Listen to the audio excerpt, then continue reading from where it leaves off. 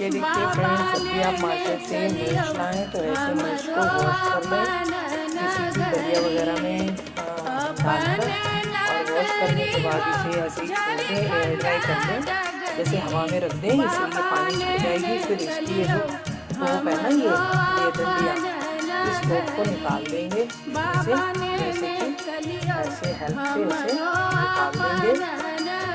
एक सेकेंड में पूरी सूट कर ली फ्रेंड्स, तो बता देती हूँ मैं आपको। ये देखिए, ये ऐसे इसके डंडे को यहाँ ऐसे निकाल देंगे, और निकाल देने के बाद फिर ये सारा निकाल के इसे एक डब्बे में, कंटेनर में डाल के रख देंगे। इसमें कुछ ऐसी मिर्च आ जाती है जो थोड़ी रेडिश टाइप की होती है, जैसे कि ये देखिए, तो इसमें और भी आ गई है मेरी 3-4 रेडिश मिर्च आ गई हैं। मैं एक जगह इकट्ठा की थी, वो मिक्स हो गई है।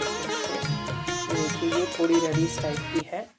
तो ये जितनी भी रेडिश मिर्च हैं, इन सबको मैं एक, ये देखिए ये जितनी भी रेडिश मिर्च हैं, मैं इन सबको एक जगह ऐसे ही रख देती हूँ और सूखने देती हूँ।